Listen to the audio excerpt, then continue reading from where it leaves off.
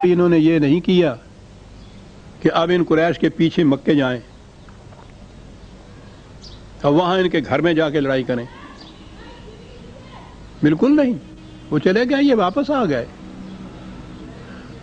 اس کے بعد 2 ہجری سے لے کے اور قریباً 7 تک سمجھ لیجئے، ہر سال میں ایک 2 3 بار ان لوگوں پھر یہ جنگ کے لیے آتے تھے، پھر لڑائیوں کے لیے آتے تھے۔ کبھی کوئی قبیلہ اٹھ کھڑا ہوتا تھا، کبھی کوئی قبیلہ۔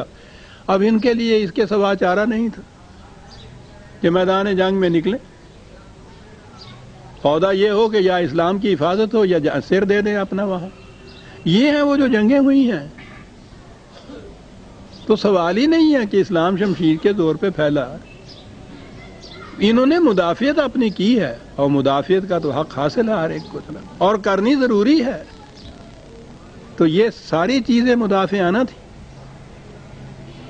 یہ ہے وہ جو میدان جنگ کا جہاں نقشہ آتا ہے۔ پہلی دفعہ اجازت جو ملی ہے سورہ الحج میں ہے نا، وہ 22ویں سورت کے اندر اجازت جہاں ملی ہے، اندازہ لگائیے 22/39 اذن للذین یقاتلون بانہم ظلموا۔ جن لوگوں کے اوپر جنگ کو یوں ٹھونسا جا رہا ہے، کہا کہ اب بالآخر ہم انہیں بھی اجازت دیتے ہیں کہ ٹھیک ہے بھائی تم بھی میدان میں نکلا۔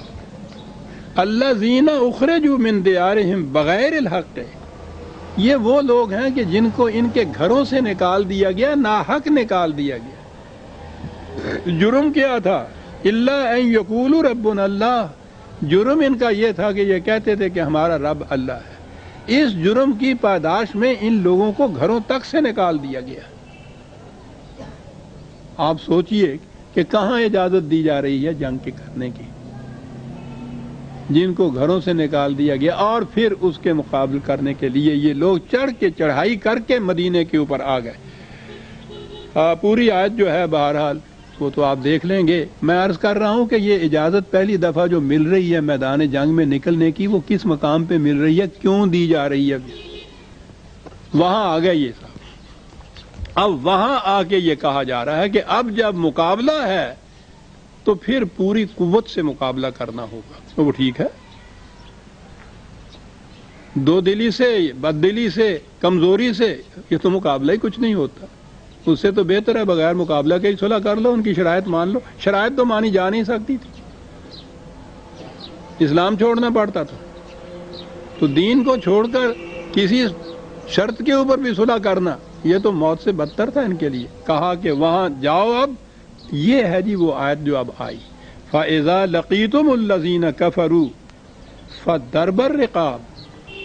اب جب ان کے سامنے آؤ، مٹ بھیڑ ہو ان کے مقابلے میں، تو پھر ٹھیک ہے، پوری قوت کے ساتھ پھر لڑائی کرو۔ حتیٰ اذا، یہ ہے وہ اہم مقام جی جس کے لیے میں نے کہا تھا کہ اس آیت میں بڑا اہم مقام وہ آتا ہے اور بڑی وضاحت کی ضرورت ہے۔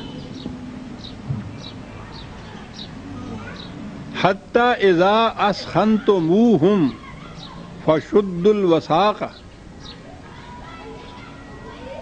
پوری قوت سے جنگ کرو۔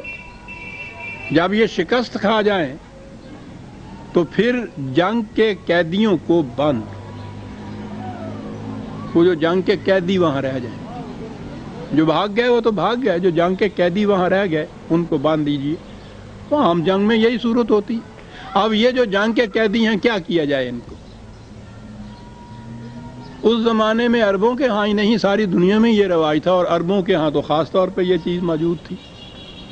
جنگ کے قیدیوں کو غلام بنایا جاتا تھا، ان کی عورتوں کو لونڈیاں بنایا جاتا تھا۔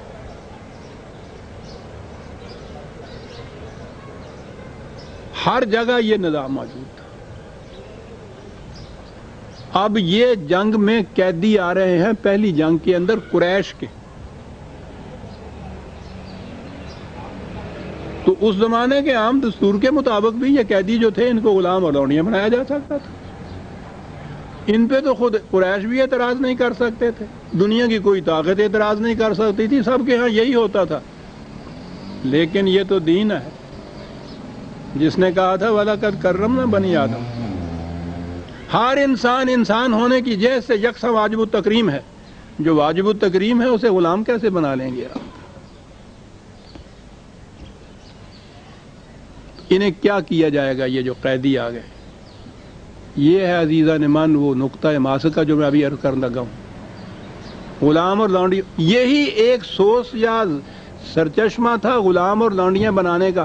آگے جو ہے نا کہ یہ لونڈیاں فروخت ہوتی تھیں، بیچی جاتی تھیں، تقسیم کی جاتی تھیں، تحائف میں دی جاتی تھیں. یعنی ابتداً یوں یہ غلام اور لونڈیاں بنائے جاتے تھے. پھر ان کی یہ کیفیت تھی، سلیو ٹریڈ بھی ہوتی تھی. پھر یہ پوچھو نہیں جسے آپ تمتع کہتے ہیں، گھروں کے اندر بھی ڈالی جاتی تھی لونڈیاں. یہ چیز تھی اور یہ دنیا بھر میں جائز سمجھا جاتا تھا اسے. عزیزان من سنیے قرآن نے کیا کہا، فَإِمَّا مَنًّا بَعْدُ وَإِمَّا فِدَاءٌ. دو ہی صورتیں ہیں، یا تو ان دشمنوں سے کہو کہ کفارہ دے کر، رینسم دے کر ان کو لے جائیں، ہمارے اگر وہاں کچھ قیدی ہیں تو ان کے بدلے میں ان کو چھڑا لو. اور اگلی چیز عزیزان من قرآن ہے، خدا کا دین ہے.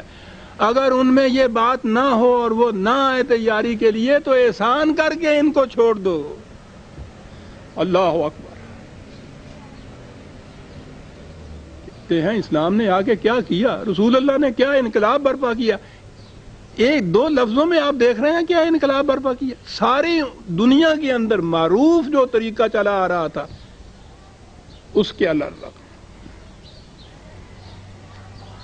دو فکروں نے ساری بات واضح کر دی. یا تو کفارہ لے کر، جنگ کے بدلے جو قیدی ہیں ان سے لے کے، اور اگلی چیز کہ اگر یہ چیز نہ ہو سکے، وہ اس کے لیے تیار نہ ہو تو پھر کیا کرو، احساناً ان کو رہا کر دو. غلامی کا خاتمہ قیامت تک کے لیے کر دیا گیا.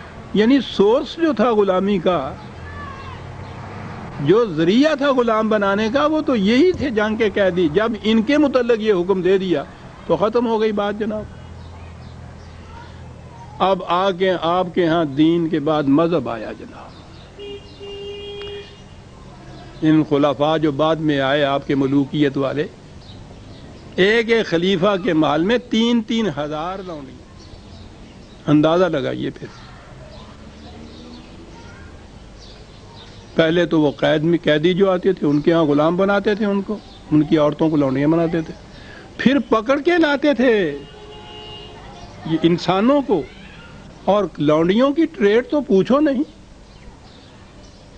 یعنی بغداد میں ایک پورے کا پوری مارکیٹ تھی جہاں لونڈیاں شام کے وقت نیلام ہوا کرتی تھی. تحفتاً بھیجی جاتی تھی، سپاہیوں میں بانٹی جاتی تھی، خرید و فروخت ہوتی تھی ان کی، اور یہ گھروں میں تھیں. اور اس کے بعد آپ کے ہاں کی جو فقہ ہے اس کے اندر لونڈیوں اور غلاموں کے متعلق باب کے باب ہیں کہ یہ بالکل اسلام میں یہ جائز ہے، ان کو کس طرح رکھا جائے، کیا کیا شرطیں ہوں، ساری کی ساری.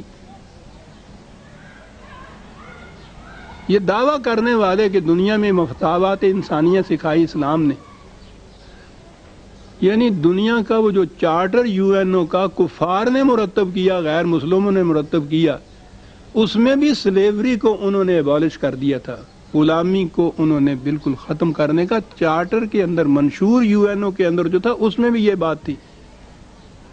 ہمارے ہاں کی وہ جو حجاز کی سلطنت ہمارے ہاں تھی، انہوں نے اس پہ انکار کر دیا تھا، دستخط کرنے تھے کہ ہمارے ہاں تو یہ شریعت کا تقاضا ہے، ہم تو رکھ سکتے ہیں، ہم کیسے لونڈیوں کو غلاموں کو منسوخ کریں. یہ بعد میں جا کے یہ جو وہ اس سے پہلے یہ جو تھے حجاز کے سلطان، ان کے والد، انہوں نے آ کے پھر بعد میں یہ اعلان کر کے کیا تھا کہ نہیں صاحب ہم بھی اس کو